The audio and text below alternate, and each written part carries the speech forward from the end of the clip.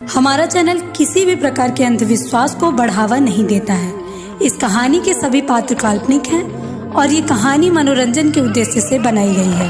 हर Sunday ऐसी ही कहानियाँ देखने के लिए हमारा चैनल सब्सक्राइब करें। ये कहानी है उदयपुर के राजा विजय प्रताप की। एक बार की बात है, वो राजा रात में अपनी सेना के साथ पास के गांव जा रहा था। रास्ते में उसे एक लड़की दिखी। वो लड़की इतनी खूबसूरत थी कि वो उस पर मोहित हो गया, लेकिन वो लड़की अचानक से गायब हो गई। राजा आश्चर्य में था।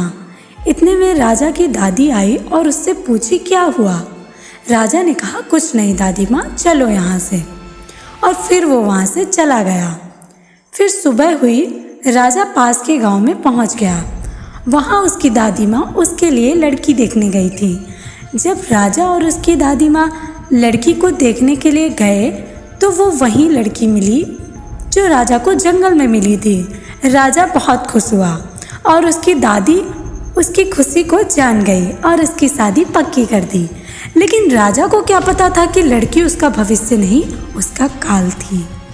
कुछ ही दिनों बाद राजा की शादी उस लड़की से हो गई। अब उनकी ज़िंदगी बहुत अच्छे से कट रही थी। लेकिन तब उस लड़की ने अपने रंग दिखाने शुरू कर दिए।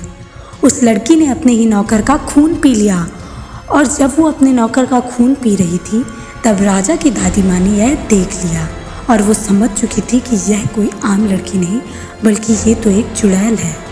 उसके बाद उन्होंने जब सारा सच पता किया तब उन्हें पता चला कि वो राजा को मारना चाहती है और अब दादी माँ बहुत परेशान थी। इतने में उन्होंने एक बाबा को बुलाया।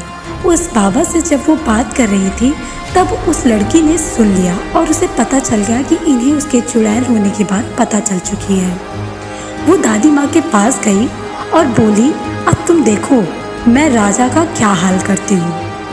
अब वो राजा के पास गई। राजा सो रहा था। तब अचानक राजा को ऐसा लगा जैसे कोई धीरे धीरे उसके कान में राजा का नाम ले रहा है। राजा डर गया, उसकी नींद खुल गई। वो बहुत डरा हुआ था। अचानक से राजा के कमरे की सारी बत्तियां बुझ गईं और उसके बीच में एक बड़ा सा प्रकाश आया जिसमें एक लड़की खून से सनी हुई खड़ी थी और उसकी तरफ धीरे धीरे बढ़ रही थी।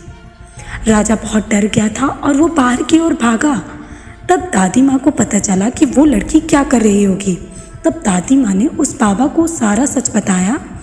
तब बाबा ने कहा कि मैं आपकी सारी समस्या दूर कर दूंगा, बस आप अपने राजा को अमावस की रात यहाँ ले आइए और वो उसका पीछा करते करते यहाँ पर ज़रूर आएगी। दादी अब वापस आ गई बाबा के पास से। अब इधर राजा की हालात बहुत ख़राब हो गई थी। तब दादी माँ ने कहा कि तुम मेरे साथ मंदिर चलो, सब कुछ ठीक हो जाएगा। उस दिन अमावस की रात थी। राजा दादी माँ के साथ मंदिर गया। वहाँ पर वो बाबा भी आया था। बाबा ने अपनी पूरी तैयारी कर ली थी। तब राजा वहाँ पहुँचा तो वो लड़की उसके पीछे वहाँ पहुँच गई। लड़की अमावस की रात राजा को ख़त्म कर देना चाहती थी और वो जैसे ही राजा की ओर आगे बढ़ी, बाबा ने उसके ऊपर काले रंग की एक बबूत डाल दी और वह चिल्लाने लगी और अपने असली रूप में आ गई। उस रात राजा ने जो देखा, राजा ने उसका असली रूप देखते ही वह डर गया और उसे वो रात याद आ गई जब उसने उसे पहली बार देखा था। अब बाबा ने कहा कि तुम इस चुड़ैल के ऊपर ये नींबू और हल्दी डाल दो और इस तलवार से इसका गला काट दो। लेकिन राजा बहुत डर गया था। उसे समझ नहीं आ रहा था कि वह क्या करे, क्योंकि उसे यह रियलाइज़ हो चुका था कि वह एक चुड़ैल से प्यार कर बैठा है। इतने में जैसे वो चुड़ैल राजा की ओर बढ़ी, बीच में वो बाबा आ गया और चुड़ैल ने उसे मार दिया। तब राजा ने बहुत ज़्यादा हिम्मत करके वो नींबू और हल्दी का रस उसके ऊपर डाला और तलवार से उसका गला काट दिया और वो चुड़ैल वहीं ख़त्म हो गई। इस तरह उस चुड़ैल का खात्मा कर दिया गया। किंतु राजा बहुत ही डरा हुआ था और वो बहुत ही ज़्यादा दुखी था। बहुत दिन लग गए उसे इस घटना से बाहर निकलने में, पर उसकी दादी माँ ने उसको संभाला और उसे घर ले आई। अब राजा बहुत चुप चुप रहता था। दादी माँ ने यह देखा और वो समझ चुकी थी। दादी माँ से यह सब देखा नहीं गया और दादी माँ ने उसकी दोबारा शादी करा दी और अब राजा पहले से भी बहुत ज़्यादा खुश और ठीक था।